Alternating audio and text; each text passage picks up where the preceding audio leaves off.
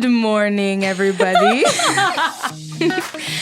We are doing this session before the crack of dawn, basically. Early in the morning, because Janay, Nay here, has a full-time job. Yes, she is ambitious.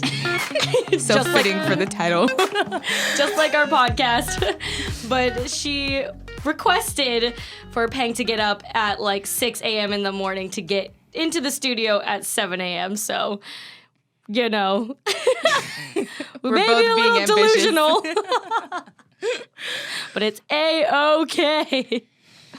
All right, so should we get into it? We shall. Okay, well, just to reiterate, welcome to our show. This is Ambition on Fleek. We want to inspire and motivate you through our unique stories from our gymnastics experiences And through the sport of gymnastics, we have learned the importance of balance and time management and all these things that we've learned through the sport of gymnastics, especially in college. We want to share that with you guys. So today we are going to talk about recruiting and how we got recruited, because our journeys were definitely very different.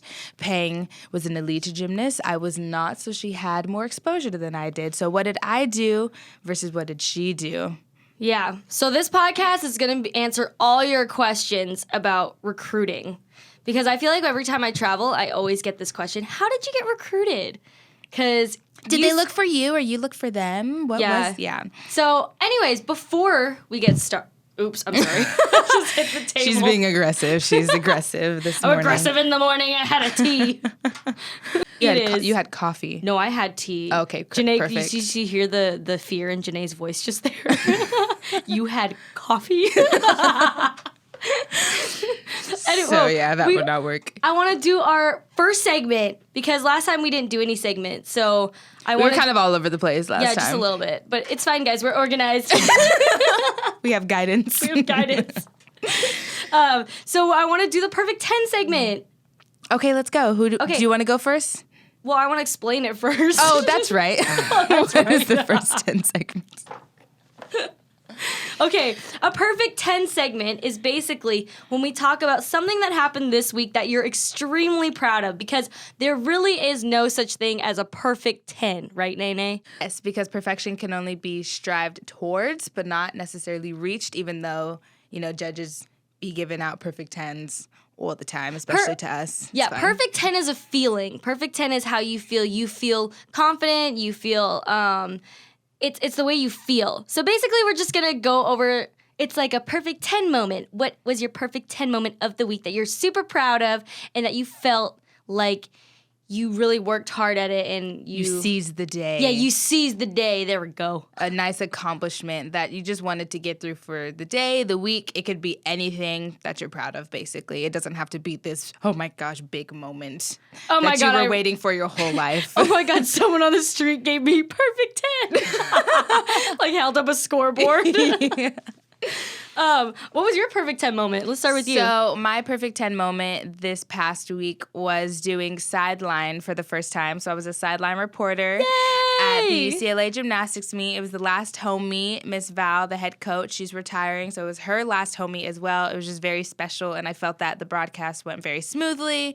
My interviews went well and everything. It was only my second time ever doing a broadcast with the Pac-12. So, I was just really proud of myself, honestly, and I'm still a rookie, and it was really great to work with Samantha Peshik because she has been my mentor through all of this, and she's helped me through this process. So, I was just really proud. I got to interview you. I know. Nene she was my backup part. because some of the alumni were falling through on me. So I was like, Wait, okay, Peng, get over here. I was her backup. What kind of friend makes you your backup? You were like, what That's true. No, she was calling me like throughout the entire meet, and I was not picking up. I was on a time crunch. I had about 20 minutes to find somebody, and you were definitely a person I wanted to interview. I know. I just had to point that out. I was just trying. I was just trying to get some older alumni, that had Miss Val in the beginning stages. We had her in, I was there for 6 years, so. That's true. You've had many years with her, so. What about you? What was your perfect 10 moment? Oh I don't even know. Okay, my perfect 10 moment this past weekend. So, again, like you were at the alumni meet. I was there. Janae was awesome. She looked like a broadcaster, guys. guys. Like, she looks the part. So my mom and I were like, oh, so proud of Nene. She's so grown up. But my perfect 10 moment was that I sang at the Clippers game. I sang the national anthem with Hallie Mozette and Alex Waller. Oh my gosh, that was so cool. But and they did a backflip after. Yeah, they requested us to do a backflip after the anthem. And can you imagine? We're just all some retired. Some grandmas trying some to grandmas flip. trying to flip. We're all retired, but no, it was so cool. The sound quality at the Staples Center was like on point. It was so nice. The acoustics were probably on point. Oh my gosh, it was so great. I can't wait to hopefully have my own concert there one day, guys. That's the dream, to have my own concert. But yeah, so I'm really proud of that because it was just a big step in my singing career. Did you meet any basketball players for me? No. You gotta help me out, Peng. I know. Hallie was trying to do that too. Come on. Hey, you gotta take advantage of when you get in these rooms, guys. Anyways, recruiting. On to more important subjects. On to more important adult subjects. More professional. So basically, we're gonna just take you through our journeys because I think they are very different. I think I know your journey. I know you know mine. You want to take a guess at mine? And I'll tell you if you're right. Well, I know that you had a back injury, and that's when you were in contact with Miss Val, but you weren't sure if you wanted to come to the U.S., and you didn't really know about college gymnastics, right? Wow, you're so attentive, Janae. You're absolutely correct. I'm pretty sure. And you were out for a while, and then that healed, and then you went to Olympic trials, and then you tore your ACL, and then you came here and had surgery. Or you had surgery, then you came to UCLA. Wow, Nay, I'm so happy. So that was her story, and then mine. And let's go deeper into my story. This is my time. Okay, so basically what Janae said, I had a really bad back injury in high school, and basically that took me out of the sport for a full entire year. So my spine was slipping, short story, because we're going to talk about injuries later in this season or in this season somewhere. But I had a back injury. They told me that basically I would never come back and do gymnastics again. And so actually, 2 of my teammates have gone to UCLA. So Miss Val, the head coach, had come to my gym to recruit before. So I was like 10 years old when the first time I met her. Have you ever heard her tell this story? No. No. Do tell. She loves to tell the story because I always tell her, oh yeah, I met Miss Val for the first time when I was 14 or 15. I don't remember when I had my back injury, to be honest. It was kind of a blur. That's kind of go figure for you. You don't remember a lot of things. I know. I should look it up. It's funny when people come to me, oh my gosh, she had this back injury when she was 15 and then she did this and this. And I was like, oh my gosh. She's like, you are like my stats person. You know more than me. But Miss Val came to our gym when I was 10 and because they're not allowed to talk to you, right? Oh, yeah. So she was only allowed to really say only hi. Look at you. Yeah. And so I didn't know who she was. No, I didn't even know what UCLA was, to be honest, because I'm from Toronto, Canada. So I had only heard of and also I was 10 years old. I wasn't even thinking about college. I was probably thinking about my next lunch or snack. Food, yeah, basically. Most important. But, and so anyway, she came to our gym and she was like, oh my gosh, it's Peng. And I mean, I didn't really think I was a big deal back then, but I guess I was an aspiring She was athlete. a very big deal. Yeah, but I was 10. You were a big deal at that age. I was just going through, the motion. You know what I mean? You just, You going through the motion is a big deal. Thanks. Oh, thanks, Nate. You too. Anyways, and then... Hold on, I blanked for a second. You met Miss Val when Oh, you were... I met Miss Val, and then she was like, oh, it's Peng Peng Lee. Let me go say hi, because, Let give it her, be known. Let it be known I'm from UCLA. So she goes, hi, Peng. And I was like, hi, and then just left. I'm not surprised. I really didn't know who she was, and How dare you walk away from me? Basically, yeah. So then, anyway, she likes to tell that story because she's like, I met Peng when she was 10, and she didn't care. And I was like, I don't know who you were. I was like, I literally don't remember that moment at all. Don't remember her coming in the gym. That's really funny. At all. I know, I would. Oh my gosh, Miss Val came into my gym today. Yeah, but see, you grew up in California, so you knew exactly what UCLA was. That's true. You know what I mean? That's a good point. I only knew what Harvard was because it was in the movies. Probably Legally Blonde. Legally Blonde. I love that movie. Yeah, me It's a great too. film. That on was also Netflix filmed now. at UCLA. I know, it was filmed at UCLA. Fun fact, I like to guys. watch it and see which places I know. But then, so when I was 15, I didn't even want to go to college gymnastics. Like, I had not considered it because I thought it was just like elite gymnastics. And I was already like, you know, you trained 25 hours since you were 10. And I was like, and you know me too, I'm kind of like, okay, you know, let's do this for a little bit and then move on to something else. So I was thinking. You're like a one and done kind of person. Basically. You're very, very, I wish I was like that. Yeah, I move on pretty quick. I'm so slow. This is why we're perfect for this podcast. You're going to get two perspectives. The hare and the tortoise. What? Do you know? Do you get it? So anyway, so I didn't want to do college gymnastics because that's what I thought it was. I thought we were going to have to train 25 plus hours a week. False. It was going to be super intense. False. I mean, halfway.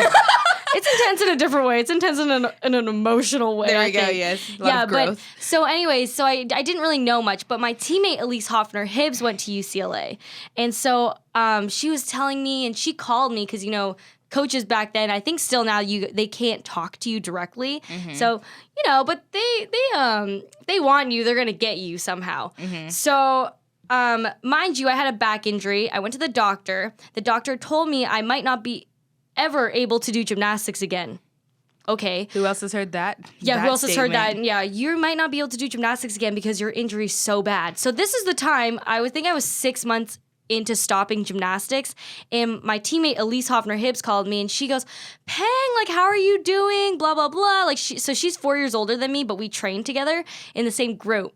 And she was like, Peng, like, you have to come to UCLA. Like, I'm having so much fun. And I'm like, wait a second. This is the same girl that cried every single day. And she's having fun. I'm like, okay, I gotta go check it out at least. So then I flew over to UCLA, my whole fam went, and I thought I met Miss Val for the first time. And also false. Also false. But I met her for the first time, and I went to the campus, and it was so beautiful. Like, I couldn't have dreamt of a better school. Because in Canada, it's so different. The schools aren't that big. There was so much school spirit. I got to watch my first college meet for the first time, and it was, right? Yeah. At 15. Oh, yeah. Shocking. But it was so cool to me because everyone was wearing Bruin colors. I loved the light blue and the light blue and baby yellow, like their colors. Oh, the like actual the school colors, oh, not yeah, honestly, I think not the you know what? Leos. When you're younger, like the school colors kind of get you. That's true. Like I was like, whoa, I love blue, and it's light blue. So I was really happy. And then so Miss Val was telling me all about campus. She was like, we basically train like, it's like organized chaos. That's like those exact words she chose. It was the exact same thing. It's the exact same thing when we went to college. She was not lying. No, when she was. Says that. And so, because to me, when I was with Elise, she was in elite training, and it's really hard being an elite athlete too. And she was, she went to the Olympics that year in 2008, 2008. So she was an Olympic athlete, and she was kind of my. I looked up to her a lot, but you could tell that she was kind of struggling with just enjoying the sport. And so when I saw her like laughing, she was having fun, she was dancing, I was like, who is this person? I was like, it was so weird to me. And so then they were just telling me how much fun they were having. And honestly, then I talked to Miss Val and I said, I isn't it like elite training? Like there's, you know, it's too much for me.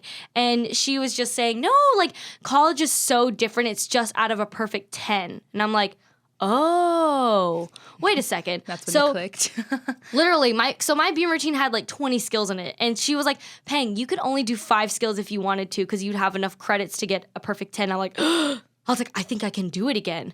And then, but when she asked me, she was like, do you even want to come back and do gymnastics? I was like, honestly, I don't even know if I can because I was told I can't. So I thought, like, I'm going to do tennis and golf. Like, I have actually told Miss Val, I was like, so I'm going to be a tennis player or a golfer, and I'll come to UCLA and do that. You would fit right in. And she was like, okay. Well, I'm trying to recruit you as a gymnast. So, but then she basically had said, Peng, like, if you do come back and do gymnastics, like, we would love to offer you a full scholarship. And I remember being like, what? Like, this is so crazy to me because I'm injured.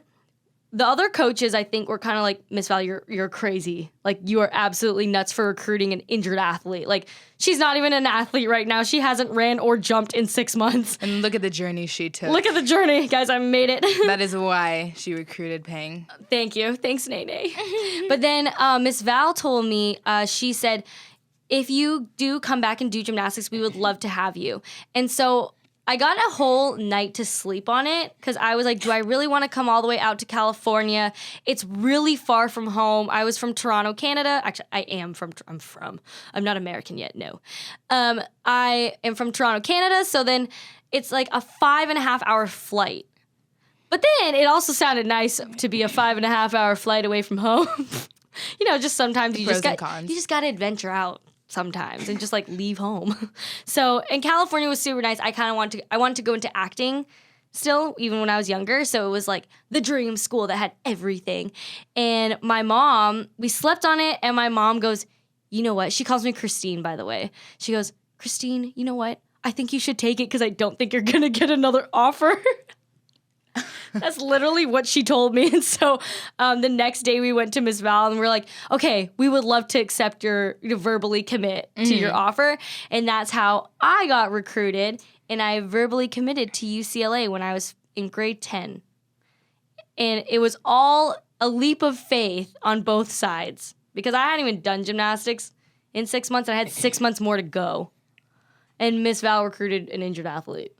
Oh, yeah. And then you recovered, and then you did all your stuff at the trials. Then I recovered, and I mean, it was a slow progress. She recovered well. We can talk about that in another podcast, too, about how to bounce back. From injuries. From injuries, yeah. But, Snapback game strong. Snapback game strong. All right, Nate, I'm trying to think how you got recruited. I feel like you were always around UCLA. Not always, but Not yes. always? What age did... I'll start with that. What age? Oh my God, she's testing our friendship, guys. She's hella testing our friendship. Yeah, because when you say always, because there are girls that come to these meets since they were 5. I definitely did not. I feel like you came later because you started gymnastics later. I feel like you came at like 10. I started gym when I was 5. 10 is close. Like 8, 9, 11, 12. Yeah, 12. Oh, that is later. Oh, wow. So you came, the first time you went to UCLA gymnastics meet was when you were 12. Not even a meet. That was camp. So it was my first UCLA gymnastics camp. Okay, you know what? I don't know if I've actually heard your story. I thought she did. No, I think you've told me, but it hasn't ingrained in me because I always just knew you're from California. So she wasn't attentive to my story. Wonderful how this works. Interesting. Janae's going to test me from now on. Basically, well, fun fact, I started watching, obviously everybody watches the Olympics or gymnastics in the Olympics, but that's a fun time for gymnasts when you're actually in the sport. And then when I was around 11, 12, that's when it kind of began to, when I started beginning to think, oh, okay, I could take this to... I could go to college with this because I'm progressing well. Right. You know, I'm about to be level 10. Cool. I'm 12, whatever. Yeah. And so I started watching the meets on TV, and this is when I still love Courtney Coupettes to this day. She's actually Georgia's head coach now, but she went to Georgia.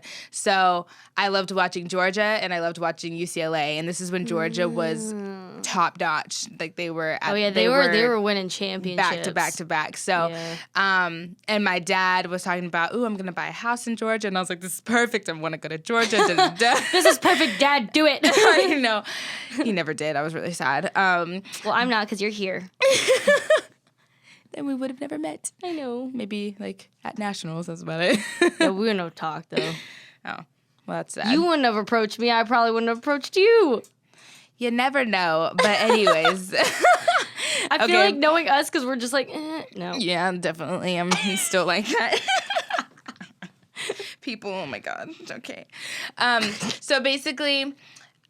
So this is what happened. It was me and a few other teammates. We planned to go to a summer camp at UCLA in 2012 maybe? 2011. And this is jogging our memory, huh? I know, yeah. I don't know exactly what year, but I was 12. 2012?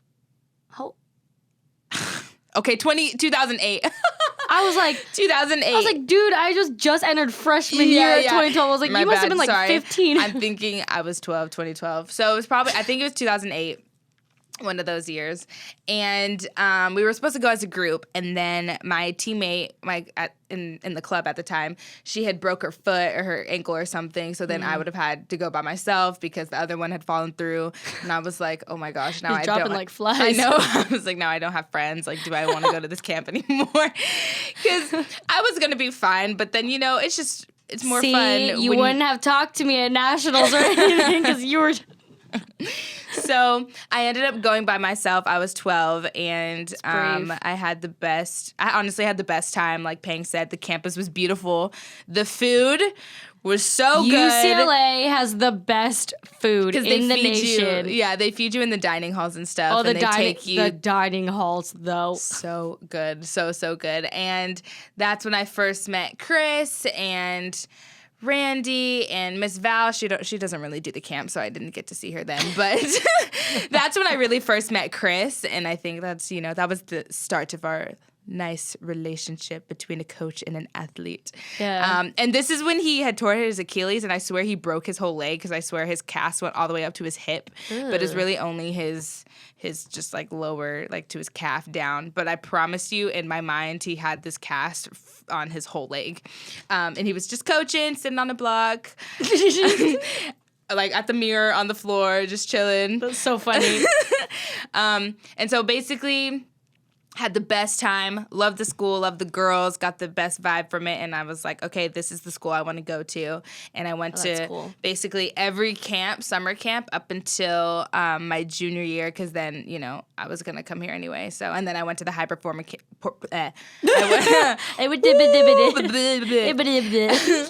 And then when I was in the later half of high school, I went to the high performance camps. So then it was like, oh, I'm coming here. I don't really need to go to the kiddie camps. I went to the real deal camps, which are for older girls, but a little more intense and more, you do debriefs and you don't do as many games, but you do more team building exercises. So there's 2 different camps that they have. So I started going to those after, and I think they had just developed it then. But I basically went to every camp except for the one Nastia Luca. It's early in the morning, guys. I went to every camp every summer besides the one Nastia Lucan came to, because it filled up really quickly. Oh, got it. Okay. And I was like, it's fine, whatever. Yeah. But yeah, it worked out for the better. So basically, that was how I got the exposure or how I, showed myself to the coaches, because they saw me and I was coming every year and I was sending them videos every week, and, Chris knew about me and everything, and I was just kind of very consistent. So basically that's how I got recruited, because I came to all the camps. I was improving every year, and I was actively, engaging with them. Well, I mean, they couldn't at 12 and 13, they couldn't respond, but I would still send them videos, weekly, monthly, whatever, just giving them updates of competitions and stuff. So, and then I think it was my junior year, so is that grade 10? That is grade 10. You guys say junior. You guys say 10th grade, so I don't know if I threw you off there. That's grade 11. Wow, you're sounding like a Canadian. Grade 11. So that's when I verbally committed to UCLA to come on as a walk-on. And so it was basically from 12 up into, I'll say I was a junior. I was a junior in high school. Yeah. I never knew your story. What? You might have because I remember everything that happens after you got recruited. Like, nay, you're not going to make it. Like, that's what I remember. Because I don't remember that you've been to camps every single year after you were like 12. Yeah. I didn't know that. That's true. Okay. Thank you, Nay. My bad. Because I was like, I don't remember ever talking to you about that. I've always only heard about the other stuff. The stuff prior. Yeah. To the stuff that was happening while I was getting recruited. Yeah, tell them about that, because I think that's super interesting. Yeah, I don't think I touched on that in the first podcast either. No, I mean, it's interesting because recruiting processes are so different for each person, and it's really hard when your coaches or support system is not 100% with you. And that's like the hardest thing to do because it's like you're trying to make a lifetime commitment. And if your people aren't supportive, then it's kind of like it's belittling. It's like crushing your dreams. I felt so belittled, and I was already small. I was 12. Oh, my poor baby, my nene. So I'll fulfill Peng's request and tell this story. So basically, after the first camp I went to, I had made up in my mind, okay, this is the school I want to go to. I want to come to UCLA. I was 12. It was my first camp, and I loved it. So I came back to my coaches, and I said, hey, camp was really great. I learned all these things, and this is the school I want to go to. I want to go here.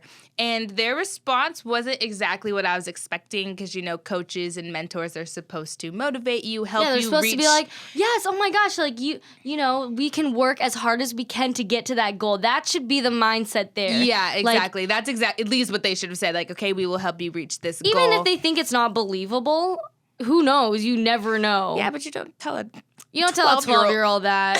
So basically what they said was, oh, you'll never be able to compete for UCLA. They recruit Olympians. They recruit elites.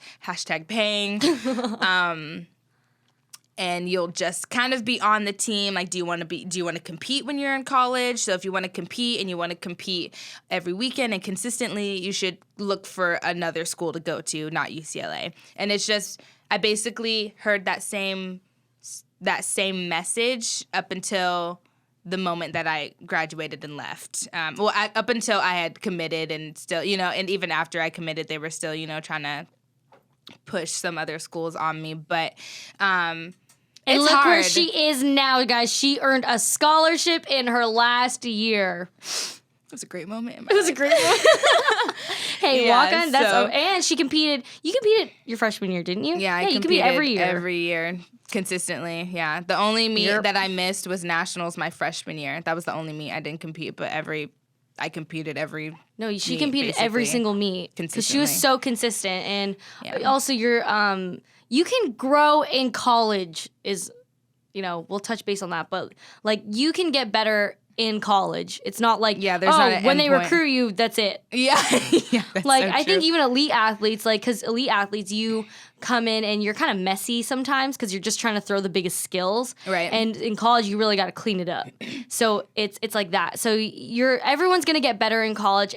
You're still growing. There's never a time when you're not learning or you stop learning and you stop growing. Right. I think I definitely reached my full potential in college because y'all, I was horrible in club. I was just. Oh my goodness. It makes me cringe watching my videos that I would send. Like, why would I send that to the coaches? I'm trying to go to UCLA and my form is awful. Oh my goodness. But the best thing you can do though is like what Janay did, literally go to the camps. Like go to the school's camps. Go to the camps, meet the coaches, and it's easy to find their emails and stuff and literally just send them updates every meet, every competition you go to. If it's a great routine, you know what I mean? Like, keep them in the loop and keep them updated because then they will know, oh, she's serious. She wants to come here. Let's consider her. You know what I mean? And you also never know because some teams are literally looking for specialists, too. Yeah. Like, when we were on the team, like, we were looking for vault and floor people because our vault lineup was kind of, like, not doing so hot. So there are schools that don't always look for all-around gymnasts. And honestly, I feel that shouldn't be the case. I feel that schools shouldn't be looking for all-around gymnasts because that's a really those are big shoes to fill. Yeah. And college is different because you're competing every week.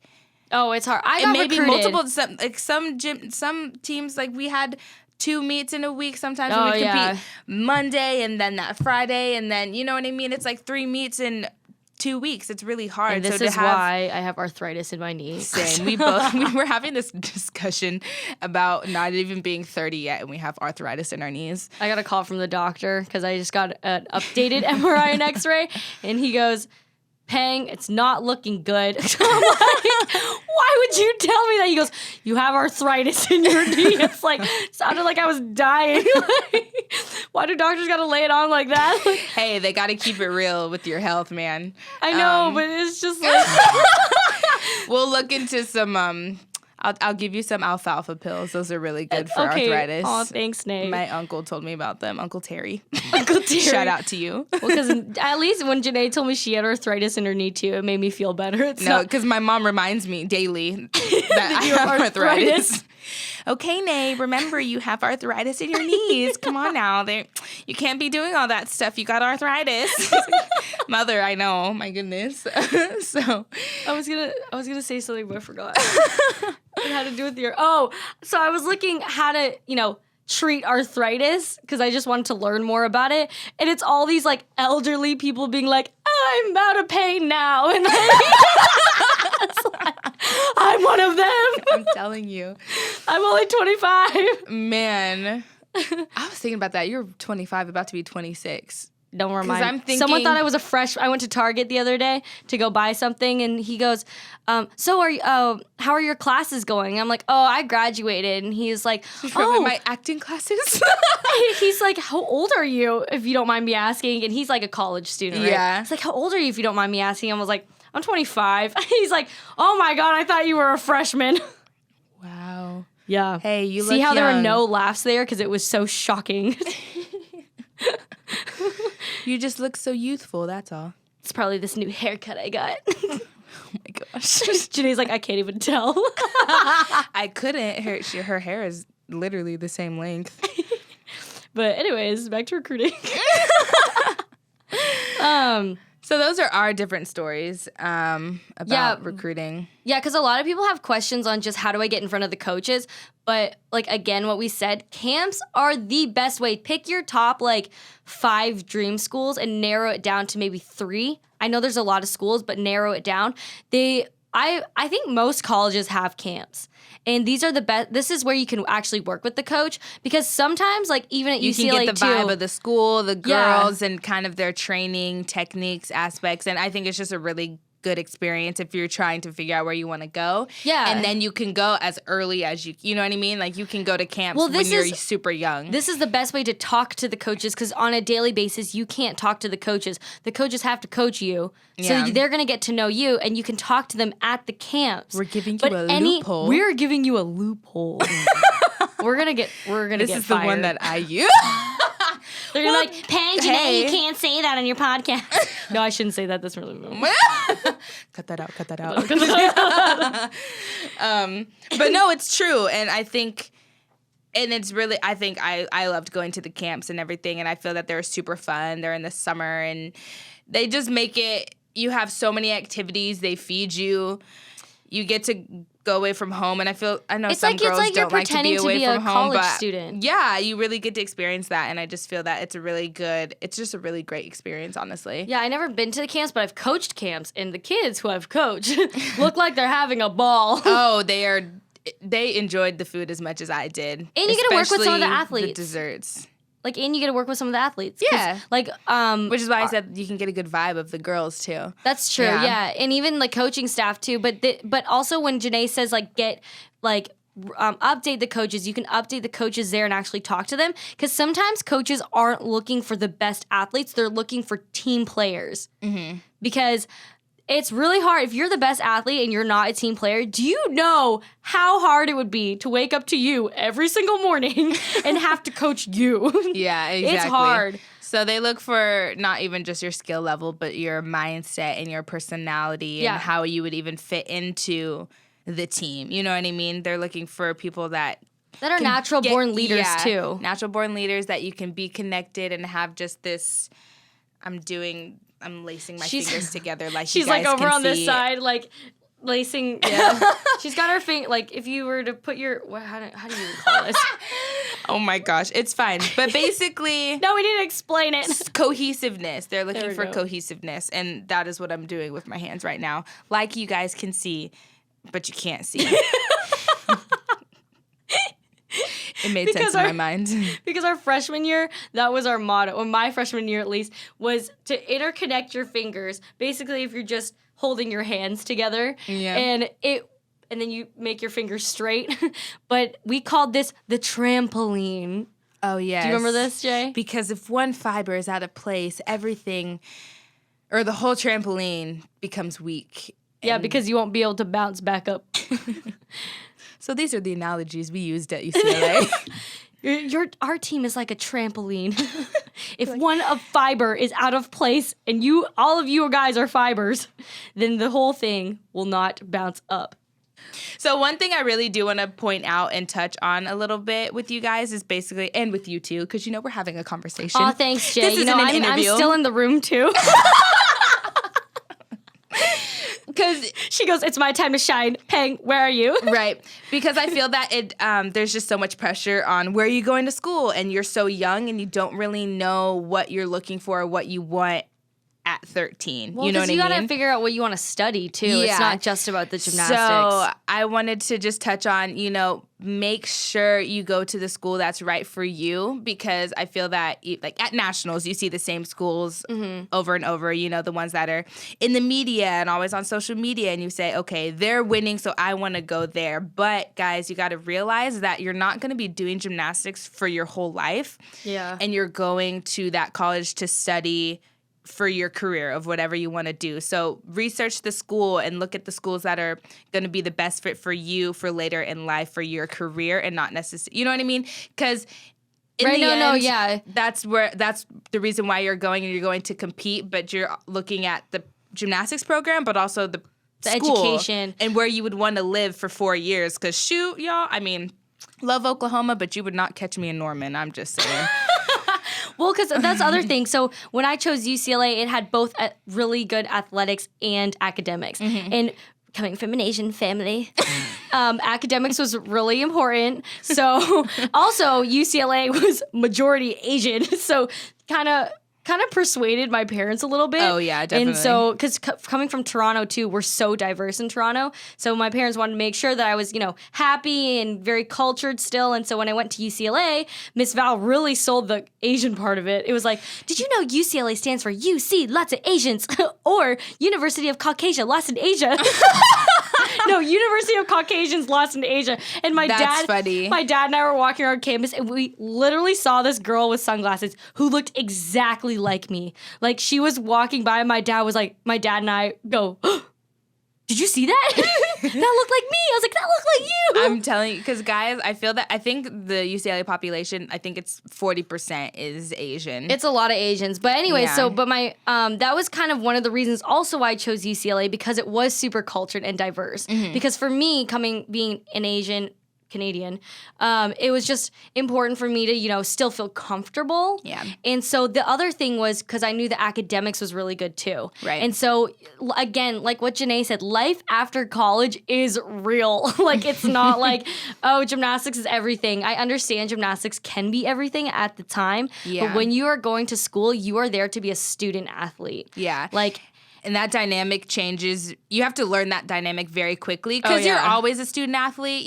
but when you go to college, you're really a student athlete because the academics and athletics are intertwined and together. guys, if you fail a class, you could be ineligible to compete if you're failing classes. Exactly. So that's why it's so important to... Yeah, no, because I like, my dream school when I was younger, if I were to go to college, was Stanford. Yeah. And then I had to be realistic with myself. Can I even do school at Stanford? But I think I would have been stressed out at Stanford. But also, I think, when I went to the campus, the vibe wasn't for me. I heard it was like a forest. I've only visited one campus, and that was UCLA. But when we went to go travel, I finally got to go to Stanford and see what it's like there. Yeah. And it just wasn't for me. Like, it didn't have the same energy as I thought it would. Or, it just wasn't for me. But it could be for someone else. But that's why it's so important to, like, go to the school, visit it, also see what kind of programs they have for schooling, because you just never know what you want to do. But it's important to make sure that you know what you're getting into, and not just because you see it on TV. Just make sure you don't commit blindly, Yeah. I think. And I think that's important, that you visit the school and see, get to know the girls, meet the coaches in literally everything that Peng just said, because it's a 4-year commitment, literally. And, there are transfers out here, but, Okay, I have one quick thing to wrap it all off. I had a really good idea just now, because the tea's getting to me. So I want to do rapid fire questions, but pretend you're a recruit and go through all the questions that you would ask the coach. Because I know how hard it is. You know, when everyone's like, ask as many questions as you can and make sure to answer or ask as many questions as possible. And you're like, well, what questions do I ask? So I thought it'd be a good idea for us to ask questions like we were going to be recruited. Like I'm the recruit? Yeah, like we're both the recruit. So I'm going to say a question, you say a question. I'm going to say a question, you say a question. Okay. So it's just like more like rapid fire. Okay, so a question I would say is... I would say, do gymnasts room with other gymnasts? Oh, that's true. It's a solid question. That is a solid question. Another question I would ask is, what's practice like, or how many hours do we practice, or when do you practice, morning, night? Because, you know, I feel that most gymnasts practice at night. Yeah, that's true. And we practiced in the morning, you know what I mean? So yeah. That's sorry, go ahead. No. Oh, what programs do you have to offer, and what networks do you have? Networks as in, like, do you guys have a lot of connections with donors, and like, do you tell me stories about who has gotten their dream job out of this university on the team? How many dining halls do you have here? Oh, no, that's a valid question. What is your snack program like? Yeah. Your fueling program. Your fueling, there we go, not snack, because that makes you sound like you're just hungry all the time. Right. Your fueling program. And then I would say, where do students go when you get sick? Like, where is it on campus? Do you go to a hospital? Like, how does that work? How does the health thing work? What are the holiday trainings like? Because being an international student, am I able to go home?